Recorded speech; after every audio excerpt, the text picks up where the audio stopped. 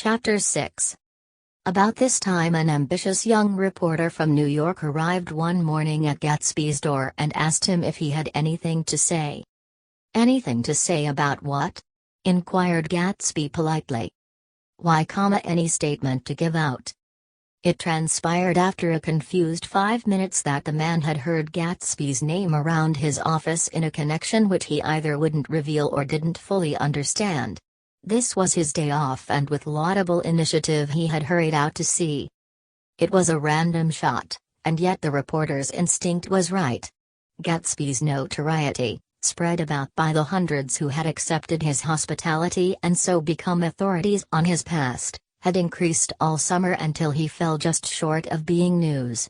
Contemporary legends such as the underground pipeline to Canada attached themselves to him, and there was one persistent story that he didn't live in a house at all, but in a boat that looked like a house and was moved secretly up and down the Long Island shore. Just why these inventions were a source of satisfaction to James Gatz of North Dakota, isn't easy to say. James Gatz, that was really, or at least legally, his name.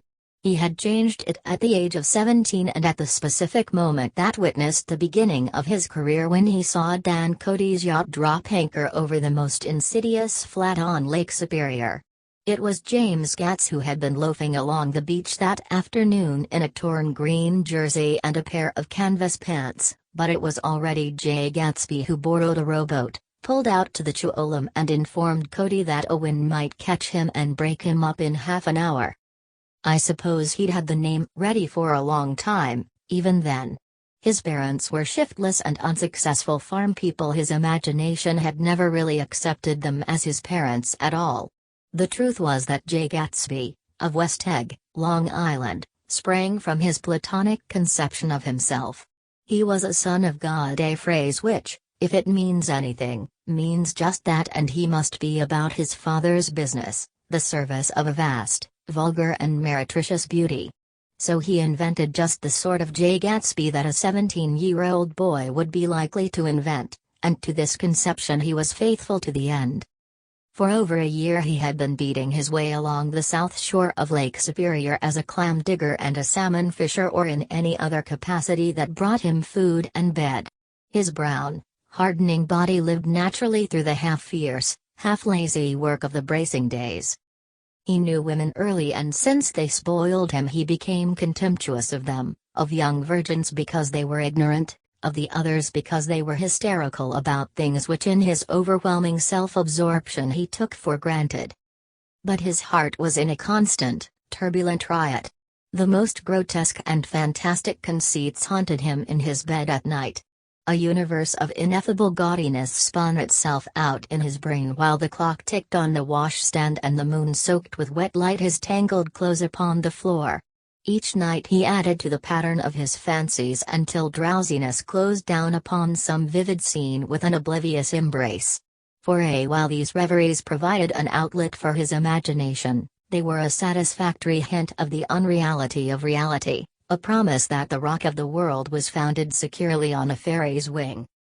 An instinct toward his future glory had led him, some months before, to the small Lutheran College of St. Olaf in southern Minnesota. He stayed there 2 weeks, dismayed at its ferocious indifference to the drums of his destiny, to destiny itself, and despising the janitor's work with which he was to pay his way through. Then he drifted back to Lake Superior. And he was still searching for something to do on the day that Dan Cody's yacht dropped anchor in the shallows along shore. Cody was 50 years old then, a product of the Nevada silver fields, of the Yukon, of every rush for metal since '75. The transactions in Montana copper that made him many times a millionaire found him physically robust but on the verge of soft-mindedness, and, suspecting this, an infinite number of women tried to separate him from his money.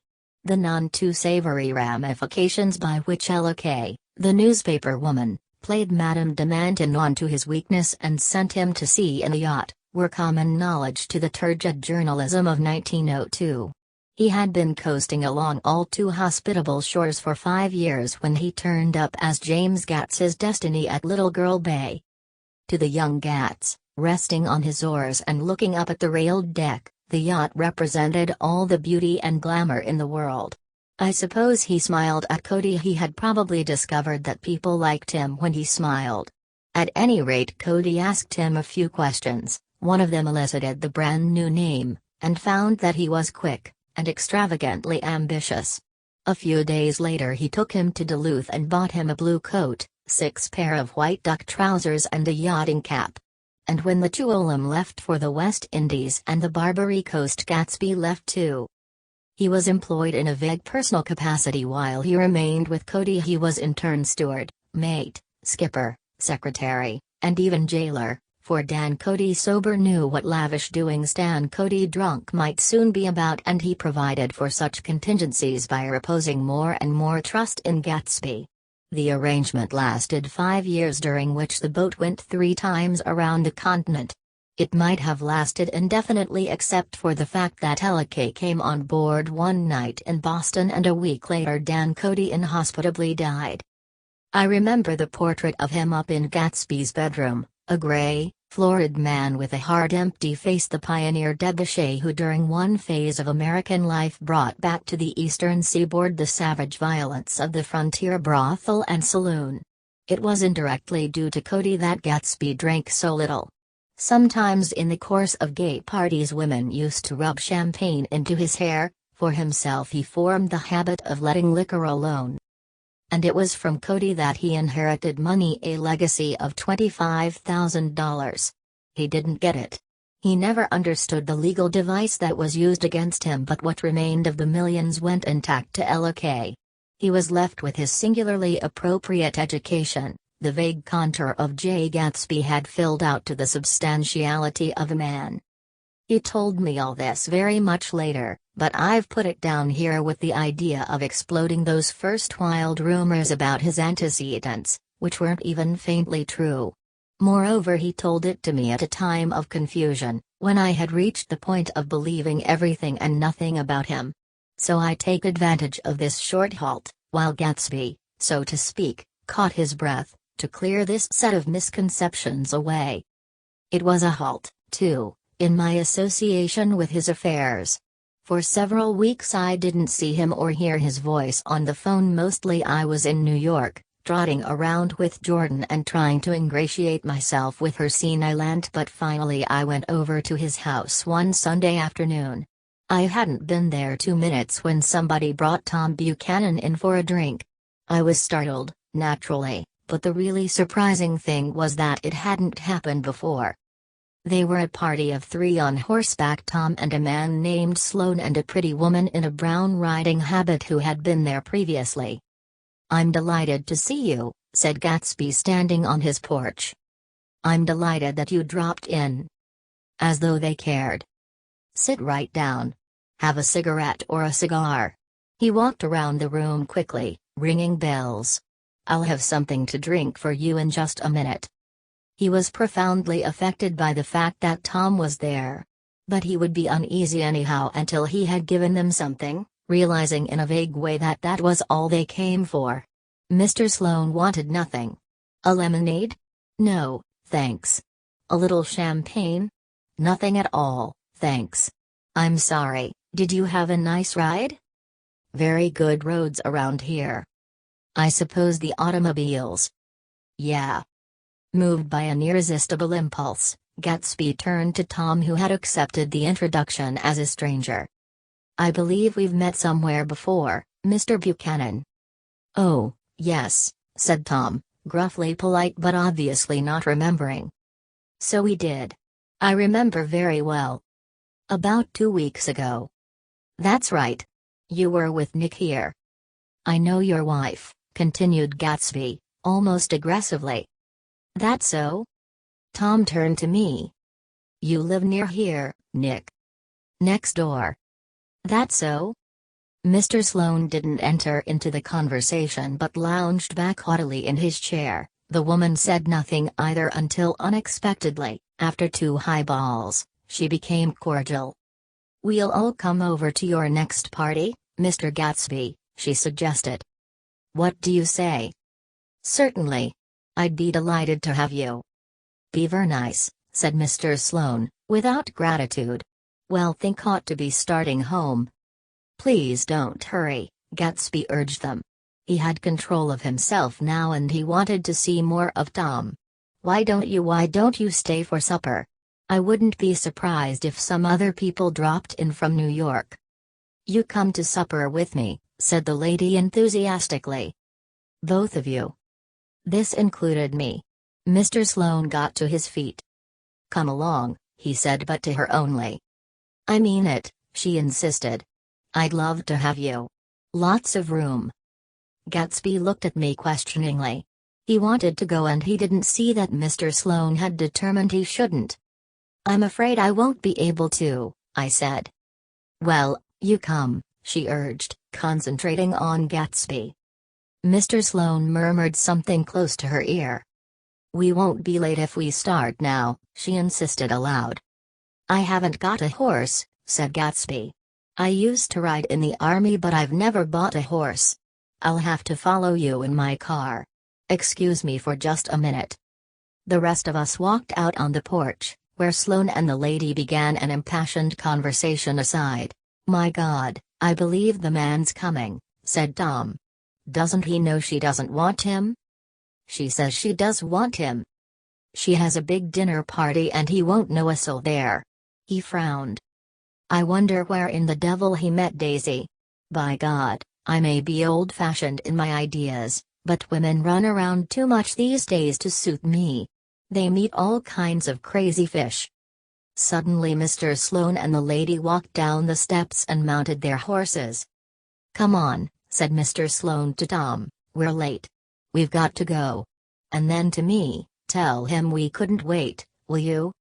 Tom and I shook hands, the rest of us exchanged a cool nod and they trotted quickly down the drive, disappearing under the August foliage just as Gatsby with hat and light overcoat in hand came out the front door. Tom was evidently perturbed at Daisy's running around alone, for on the following Saturday night he came with her to Gatsby's party. Perhaps his presence gave the evening its peculiar quality of oppressiveness. It stands out in my memory from Gatsby's other parties that summer. There were the same people, or at least the same sort of people, the same profusion of champagne, the same many-colored, many-keyed commotion, but I felt an unpleasantness in the air, a pervading harshness that hadn't been there before. Or perhaps I had merely grown used to it, grown to accept West Egg as a world complete in itself, with its own standards and its own great figures, second to nothing because it had no consciousness of being so, and now I was looking at it again, through Daisy's eyes. It is invariably saddening to look through new eyes at things upon which you have expended your own powers of adjustment. They arrived at twilight and as we strolled out among the sparkling hundreds Daisy's voice was playing murmurous tricks in her throat. These things excite me so, she whispered. If you want to kiss me any time during the evening, Nick, just let me know and I'll be glad to arrange it for you. Just mention my name. Or present a green card. I'm giving out green. Look around, suggested Gatsby. I'm looking around. I'm having a marvelous. You must see the faces of many people you've heard about. Tom's arrogant eyes roamed the crowd. We don't go around very much, he said. In fact, I was just thinking I don't know a soul here. Perhaps you know that lady. Gatsby indicated a gorgeous, scarcely human orchid of a woman who sat in state under a white plum tree. Tom and Daisy stared, with that peculiarly unreal feeling that accompanies the recognition of a hitherto ghostly celebrity of the movies. She's lovely, said Daisy. The man bending over her is her director. He took them ceremoniously from group to group. Mrs. Buchanan. And Mr. Buchanan, after an instant's hesitation he added, the polo player. Oh no, objected Tom quickly, not me. But evidently the sound of it pleased Gatsby, for Tom remained the polo player for the rest of the evening. I've never met so many celebrities. Daisy exclaimed. I liked that man, what was his name ? With the sort of blue nose. Gatsby identified him, adding that he was a small producer. Well, I liked him anyhow. I'd a little rather not be the polo player, said Tom pleasantly, I'd rather look at all these famous people in oblivion." Daisy and Gatsby danced. I remember being surprised by his graceful, conservative foxtrot. I had never seen him dance before. Then they sauntered over to my house and sat on the steps for half an hour while at her request I remain watchfully in the garden, in case there's a fire or a flood, she explained, or any act of God. Tom appeared from his oblivion as we were sitting down to supper together. "Do you mind if I eat with some people over here?" he said. "A fellow's getting off some funny stuff." "Go ahead," answered Daisy genially, "and if you want to take down any addresses, here's my little gold pencil." She looked around after a moment and told me the girl was common but pretty, and I knew that except for the half hour she'd been alone with Gatsby she wasn't having a good time. We were at a particularly tipsy table. That was my fault. Gatsby had been called to the phone and I'd enjoyed these same people only 2 weeks before. But what had amused me then turned septic on the air now. "How do you feel, Miss Baedeker?" The girl addressed was trying, unsuccessfully, to slump against my shoulder. At this inquiry she sat up and opened her eyes. "Why?" A massive and lethargic woman, who had been urging Daisy to play golf with her at the local club tomorrow, spoke in Miss Baedeker's defense. "Oh, she's all right now. When she's had 5 or 6 cocktails she always starts screaming like that. I tell her she ought to leave it alone." "I do leave it alone," affirmed the accused hollowly. "We heard you yelling, so I said to Doc Civet here, there's somebody that needs your help, Doc." "She's much obliged, I'm sure," said another friend, without gratitude. "But you got her dress all wet when you stuck her head in the pool." "Anything I hate is to get my head stuck in a pool," mumbled Miss Baedeker. "They almost drowned me once over in New Jersey." "Then you ought to leave it alone," countered Dr. Civet. "Speak for yourself," cried Miss Baedeker violently. "Your hand shakes. I wouldn't let you operate on me." It was like that. Almost the last thing I remember was standing with Daisy and watching the moving picture director and his star. They were still under the white plum tree and their faces were touching except for a pale thin ray of moonlight between. It occurred to me that he had been very slowly bending toward her all evening to attain this proximity, and even while I watched I saw him stoop 1 ultimate degree and kiss at her cheek. "I like her," said Daisy, "I think she's lovely." But the rest offended her and inarguably, because it wasn't a gesture but an emotion. She was appalled by West Egg, this unprecedented place that Broadway had begotten upon a Long Island fishing village, appalled by its raw vigor that chafed under the old euphemisms and by the too obtrusive fate that herded its inhabitants along a short cut from nothing to nothing. She saw something awful in the very simplicity she failed to understand. I sat on the front steps with them while they waited for their car. It was dark here in front, only the bright door sent 10 square feet of light volleying out into the soft black morning. Sometimes a shadow moved against a dressing-room blind above, gave way to another shadow, an indefinite procession of shadows, who rouged and powdered in an invisible glass. "Who is this Gatsby anyhow?" demanded Tom suddenly. "Some big bootlegger?" "Where'd you hear that?" I inquired. "I didn't hear it. I imagined it.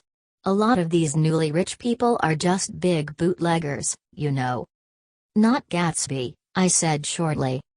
He was silent for a moment. The pebbles of the drive crunched under his feet. "Well, he certainly must have strained himself to get this menagerie together." A breeze stirred the gray haze of Daisy's fur collar. "At least they're more interesting than the people we know," she said with an effort. "You didn't look so interested." "Well, I was." Tom laughed and turned to me. "Did you notice Daisy's face when that girl asked her to put her under a cold shower?" Daisy began to sing with the music in a husky, rhythmic whisper, bringing out a meaning in each word that it had never had before and would never have again. When the melody rose, her voice broke up sweetly, following it, in a way contralto voices have, and each change tipped out a little of her warm human magic upon the air. "Lots of people come who haven't been invited," she said suddenly. That girl hadn't been invited. They simply forced their way in and he's too polite to object. I'd like to know who he is and what he does, insisted Tom. And I think I'll make a point of finding out. I can tell you right now, she answered. He owns some drug stores, a lot of drug stores. He built them up himself. The dilatory limousine came rolling up the drive. Good night, Nick, said Daisy.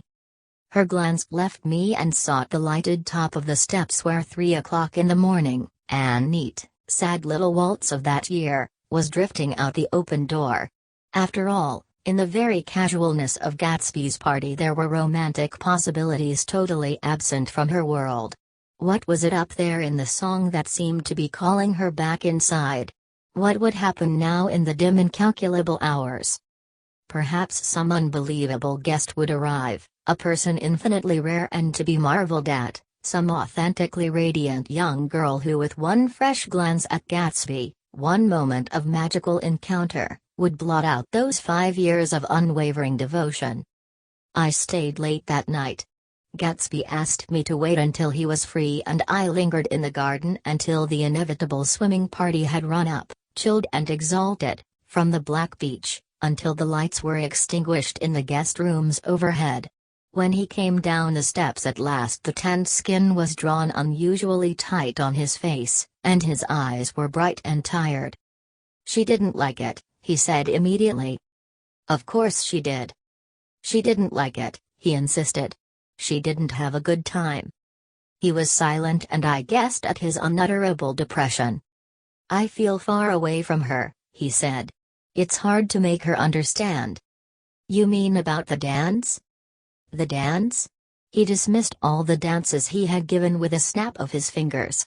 Old sport, the dance is unimportant. He wanted nothing less of Daisy than that she should go to Tom and say, I never loved you. After she had obliterated 3 years with that sentence they could decide upon the more practical measures to be taken. One of them was that, after she was free, they were to go back to Louisville and be married from her house just as if it were 5 years ago. And she doesn't understand, he said. She used to be able to understand. We'd sit for hours. He broke off and began to walk up and down a desolate path of fruit rinds and discarded favors and crushed flowers. I wouldn't ask too much of her, I ventured. You can't repeat the past. Can't repeat the past? He cried incredulously. Why, of course you can. He looked around him wildly, as if the past were lurking here in the shadow of his house, just out of reach of his hand. I'm going to fix everything just the way it was before, he said, nodding determinedly. She'll see. He talked a lot about the past and I gathered that he wanted to recover something, some idea of himself perhaps, that had gone into loving Daisy. His life had been confused and disordered since then, but if he could once return to a certain starting place and go over it all slowly, he could find out what that thing was. One autumn night, 5 years before, they had been walking down the street when the leaves were falling, and they came to a place where there were no trees and the sidewalk was white with moonlight. They stopped here and turned toward each other. Now it was a cool night with that mysterious excitement in it which comes at the 2 changes of the year. The quiet lights in the houses were humming out into the darkness and there was a stir and bustle among the stars. Out of the corner of his eye Gatsby saw that the blocks of the sidewalk really formed a ladder and mounted to a secret place above the trees. He could climb to it, if he climbed alone, and once there he could suck on the pap of life, gulp down the incomparable milk of wonder. His heart beat faster and faster as Daisy's white face came up to his own. He knew that when he kissed this girl, and forever wed his unutterable visions to her perishable breath, his mind would never romp again like the mind of God. So he waited, listening for a moment longer to the tuning fork that had been struck upon a star. Then he kissed her. At his lips' touch she blossomed for him like a flower and the incarnation was complete. Through all he said, even through his appalling sentimentality, I was reminded of something, an elusive rhythm, a fragment of lost words, that I had heard somewhere a long time ago. For a moment a phrase tried to take shape in my mouth and my lips parted like a dumb man's, as though there was more struggling upon them than a wisp of startled air. But they made no sound, and what I had almost remembered was uncommunicable forever.